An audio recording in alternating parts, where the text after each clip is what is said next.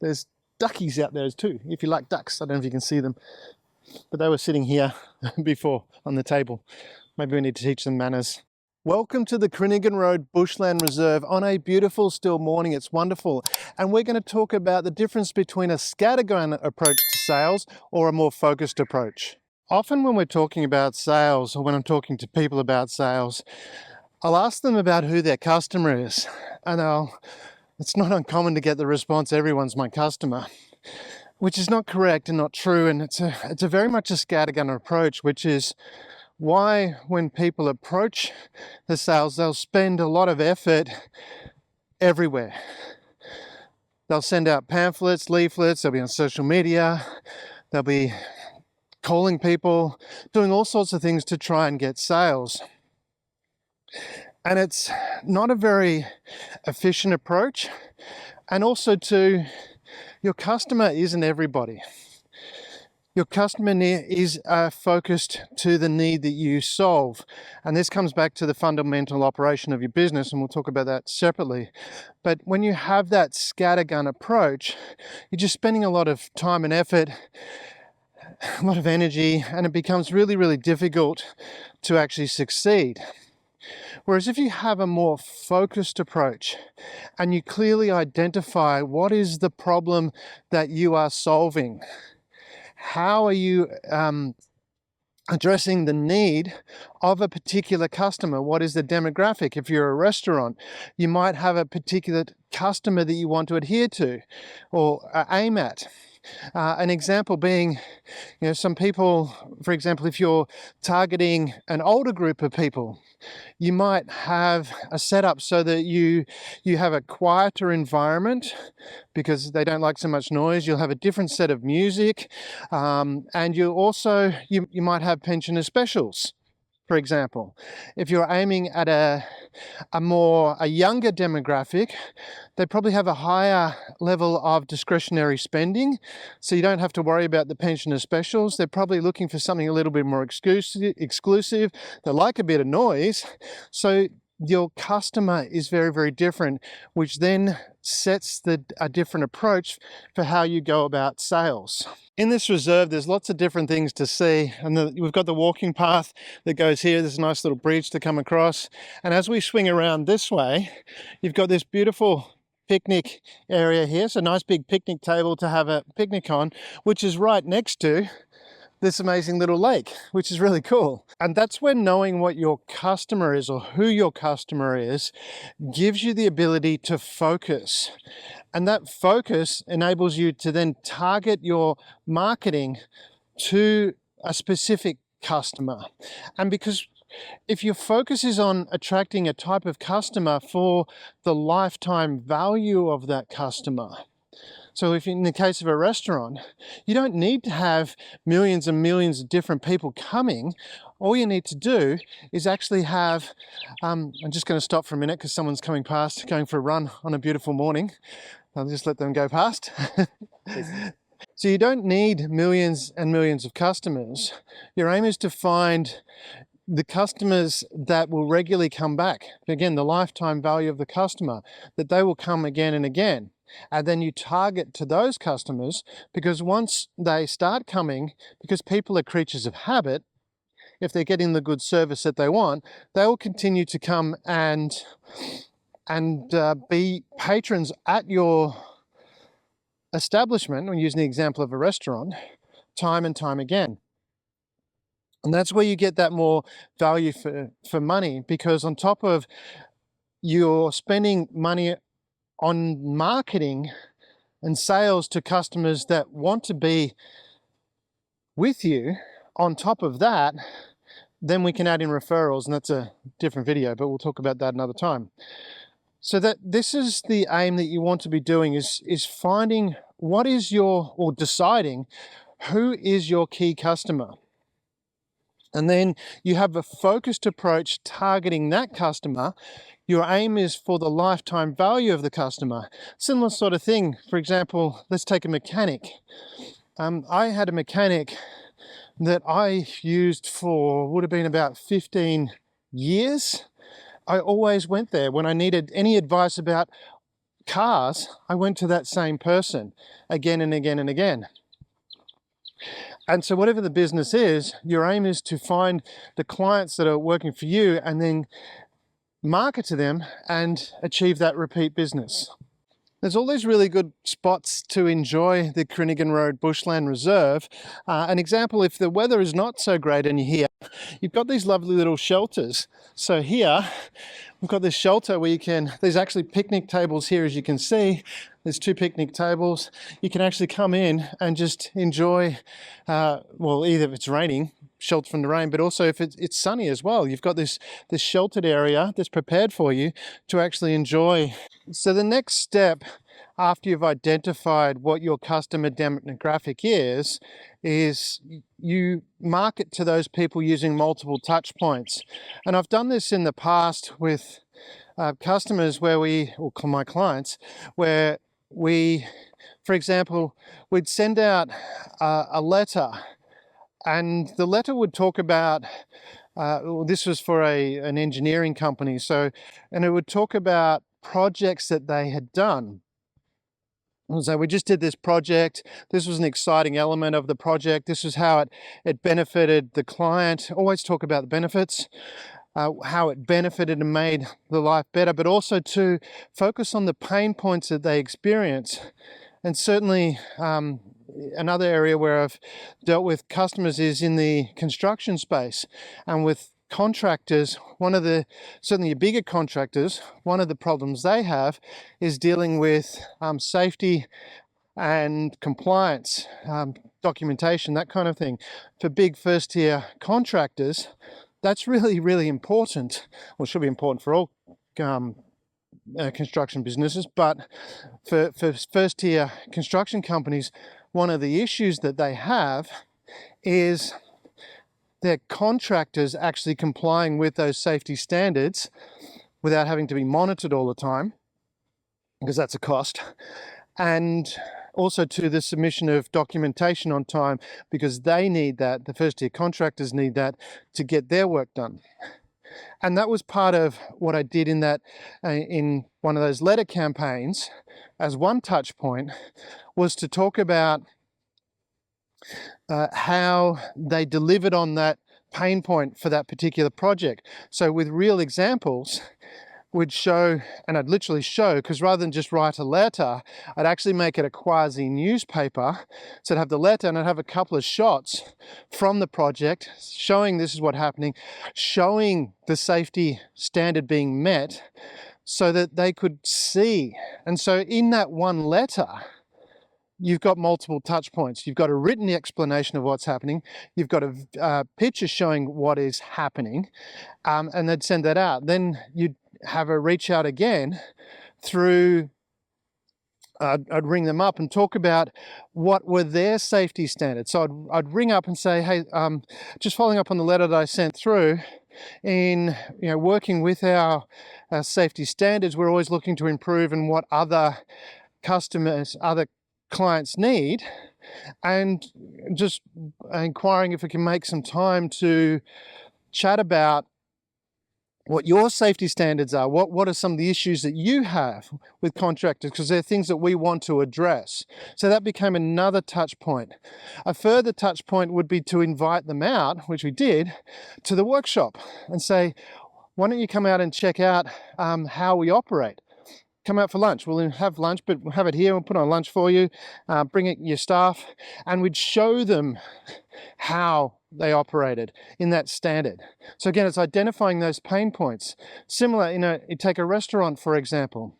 If you're operating in a boutique area, you might, again, targeting your customers might be the younger people that have a bit extra money. You identify where those people are, and you can look that up through different demographics, and you might send them a golden ticket, Willy Wonka style. Here's a golden ticket to come in anytime. We're offering you a complimentary whatever it is, or complimentary dinner, complimentary dessert, doesn't matter, just something. And when they come in, you know that because you're looking at the lifetime value of the customer, and you know they've got the golden ticket, so you make sure that they get really, really good service. and you have a system in place for dealing with that. So that's another touch point that you can do. So you're looking at multiple touch points. Similar sort of thing, one of my favorite restaurants I go to, on the wall are lots and lots of photos of the customers in there that have come in. So there's photos with the owner, with the customer, and they're on the wall. And that becomes another touch point. They're in there and they're going to keep coming back again and again. So multiple touch points. Look for different ways that you can reach and connect with the people that are potential customers. Again, focusing on only those particular customers, not everybody. So I found this little plateau. I come from down that way, so it's up on the hill here. I thought it was a plateau, but as it turns out, it's a dam wall, because there's a dam just through there. But I wanted to show you this view, and you can hear the birds and there's crows flying around here. It's quite beautiful, quite stunning. Thing is, I've been walking along and I haven't been paying attention to where I'm going. There's so many different paths here. I have no idea where I am, so I've got to find my way back out.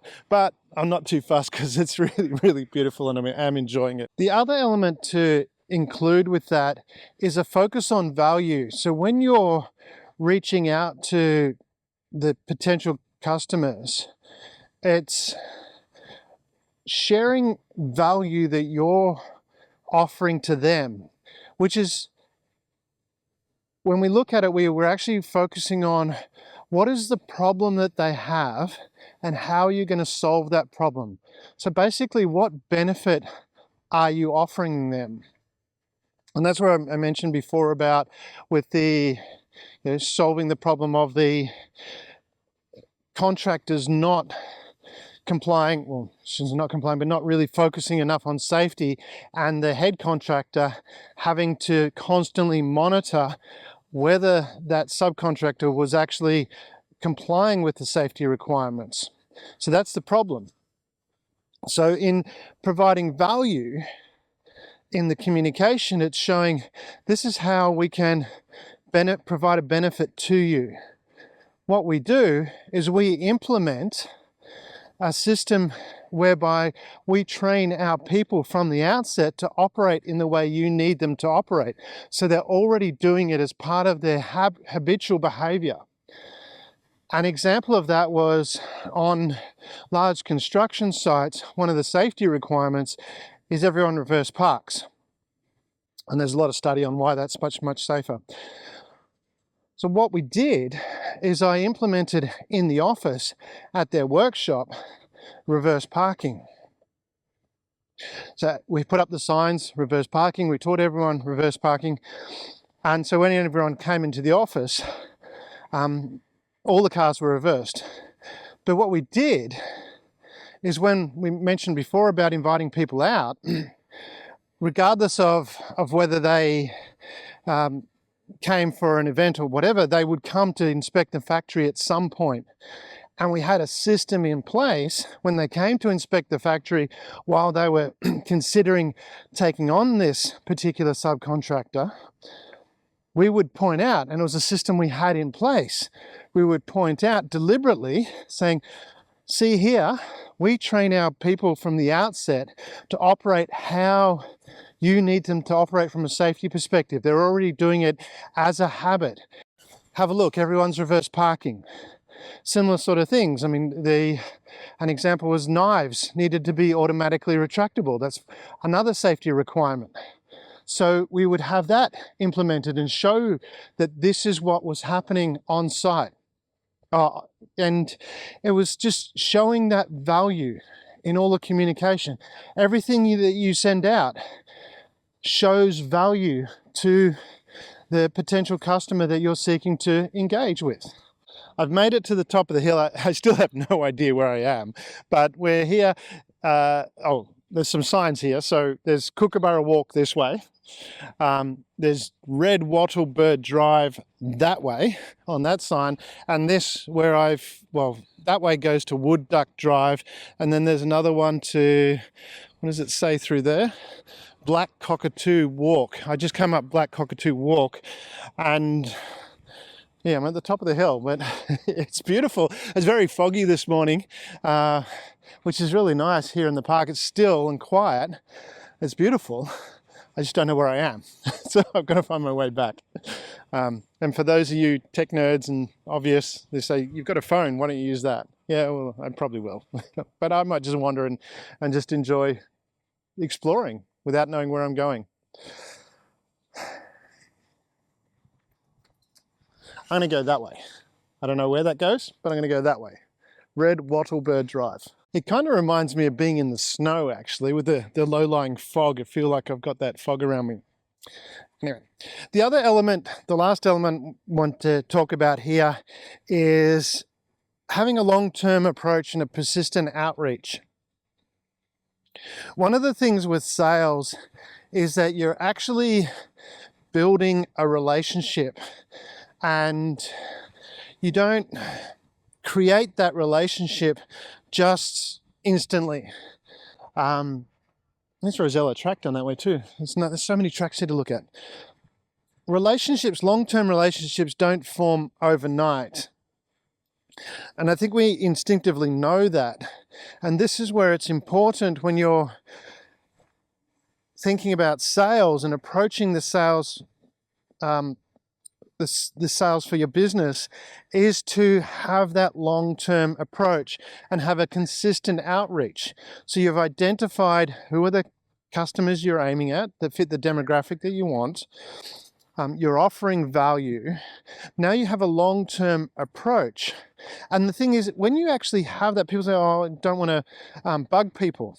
No, and you don't want to bug people. That's right.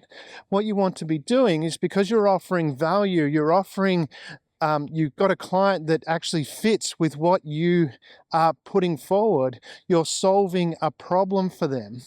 So you're offering value, therefore you can reach out consistently to them and add that value. Sharing, when we sent out letters that show this is how we've solved other clients' problems and give different problems to solve. You're adding value, you're sharing knowledge. And a lot of people go, oh, I don't want to give away my IP. Well, you're not, it's not about the IP. All knowledge is pretty much accessible now. Well, all knowledge is probably a stretch, but there's knowledge that is accessible. A lot of, if you want to solve something, you can get on a couple of clicks of the mouse and get that information. It's not about the knowledge, it's about the implementation of that knowledge. And this is where you really want to focus on getting out there regularly, sharing that information, sharing that value, showing how your value will help their business, will make their business better, or make their life better in the context of B2C, where if you're dealing with a instead of business to business, business to consumer. So regularly reach out, be persistent, have a long-term approach. If you regularly offer value, because a lot of the times what you'll find is the customer may not need that at that point in time, but they may need it at some future point in time. And if you're constantly there, the person that can solve the problem when they need that problem solved, more than likely you'll end up with the business. And it's a pretty simple process. It's having that persistence and tenacity. By offering value, you'll eventually win those customers. And if you have the right systems and processes in place to nurture those customers, you create long-term value. And then if you're even cleverer and have the right systems in place to create referrals, you won't even need to market, because your referrals will generate all the business for you. Pretty simple, really. But life is very simple. Now I've got to work out where I am. So I've just come down Magpie Drive. So it says Magpie Drive here, and I'm at a crossroads now between Magpie Drive and Kookaburra Track. I'm not sure which way is going to get me back to my car. My gut feel is, I think Kookaburra Track downhill, because I walked uphill going downhill. So I'm going to go that way. And I got a feeling I'm going the right direction. I am going downhill, so that's a good sign. And I'm heading along. Oh, there's some animal in digging there. But I do need to get back to my car because I've got a meeting to go to. But that's the point, is that had a bit of time available to me.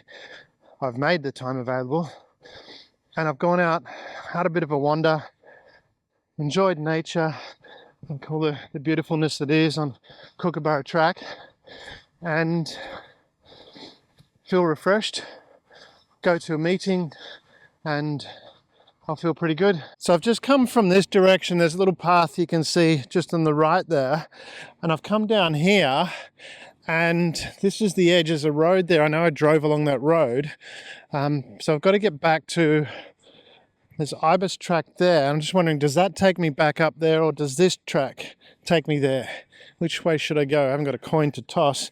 I'm going to go that way because I think I've gone a little bit lower. Either ways go up, so I'm going to go that way, see where that takes me. Does it take me to where I need to go? I think it does, because I've come this way. Now there's a little lake down here. It's a path that goes that way, but I'm pretty sure I've got to go this way. So let's there's a bridge down here, so you get to see that bridge. Let's see. I think, please do not feed the birds bread. Don't feed the birds bread. All right, there we are. Made it back. This is where I started, at the Crinigan Road Bushland Reserve. There's the shelter here from the very beginning. That's the path I just came out of. And if we swing around this way, you can see there's a nice little chair there to rest under the tree there, and that's the path that I went up when I started. So I've done a big loop around. I don't think there's lots and lots of tracks here. I haven't covered them all, but there's lots and lots of places to explore and enjoy. Thank you for taking the time to share with me here at the Crinigan Road Bushland Reserve. It's just been a beautiful morning. So with the sails, don't use a scattergun approach. It's very inefficient, uses a lot of energy and time, and doesn't get great results. Be focused, identify who your target clients are, offer them value, have regular touch points, and be persistent. Continue that to offer value, and you'll have repetitive, repeat business.